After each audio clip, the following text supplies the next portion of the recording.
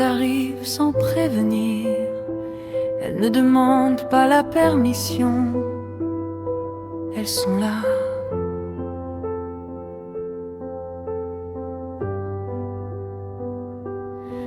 Il y a celles qui font du bien et celles qui font mal.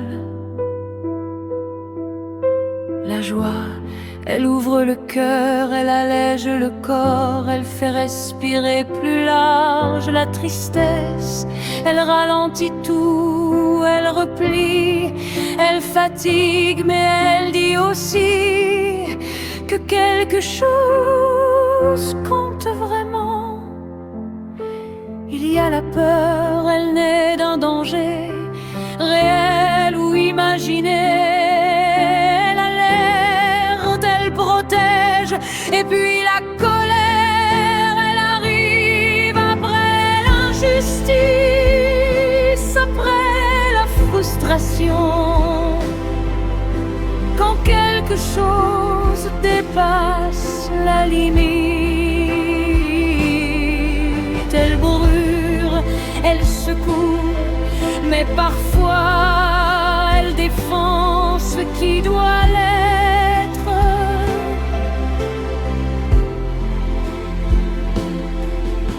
Il y a la surprise, une réaction soudaine, bonne ou mauvaise, un instant suspendu. Et le dégoût, cette émotion qui dit non, qui rejette, qui protège de ce qui fait du mal. Et puis il y a toutes les autres, celles qu'on ressent sans toujours savoir les nommer. L'amour, cet attachement profond, ce lien invisible qui nous retient, qui nous relie. L'inquiétude, cette tension discrète, quand on imagine trop tôt ce qui n'est pas encore arrivé. Quand on se regarde autrement, quand on se dit en silence, j'ai tenu la honte, ce malaise sous le regard de l'autre.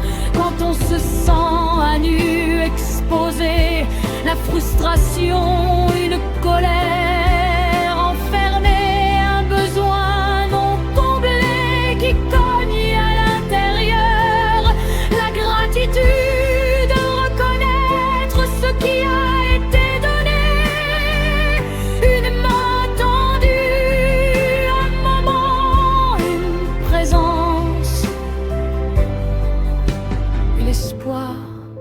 Cette projection vers demain,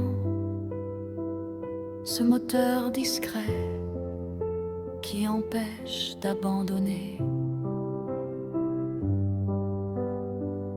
Il existe des centaines de mots pour dire ce que l'on ressent, mais parfois un seul suffit.